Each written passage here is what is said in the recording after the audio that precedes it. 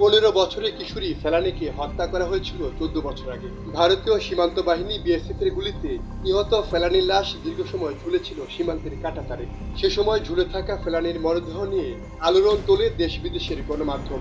এমন আলোড়নের পরও বন্ধ হয়নি সীমান্তে হত্যাকাণ্ড।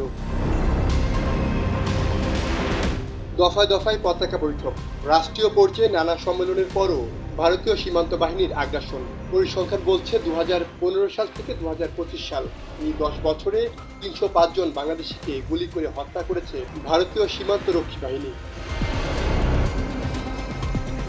দিনের পর দিন যেন বিএসএফ এর এমন হত্যাযজ্ঞ বেড়েই চলছে, যার ফলশ্রুতিতে সীমান্তে 2024 সালে 57টি হামলার ঘটনা ঘটে।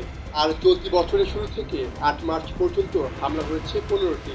এসব হামলায় নিহত হয়েছেন 4 জন বাংলাদেশি আর আহত হয়েছেন 12 জনের বেশি।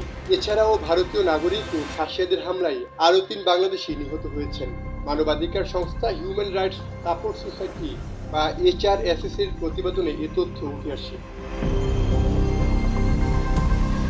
প্রতিবেদনে বলা হয়, বিএসএফ এর গুলিতে 2015 সালে 43 জন, 2016 সালে 28, 2017 সালে 30, 2018 সালে 15, 2019 সালে 42, 2020 সালে 51, 2021 সালে 17, 2022 সালে 23, 2023 সালে 30 ও 2024 সালে 26 জন বাংলাদেশি নিহত হন।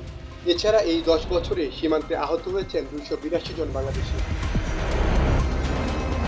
এসব নজিরবিহীন হত্যাকাণ্ডের বিচার একটিও হয়নি, এমনকি ভারত সরকারের পক্ষ থেকে কোনো ঘটনার উদ্বেগও প্রকাশ করেনি। অথচ আন্তর্জাতিক আইনে কোনো বাহিনীকে বিশ্বের কোথাও বেসামরিক নাগরিকের উপর গুলি নির্যাতন করার অনুমতি দেওয়া হয় না।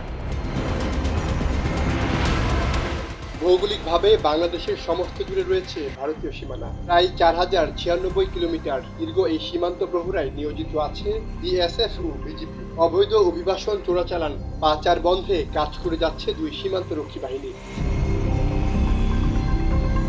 সাইমুল হক খান, সময়ের আলো।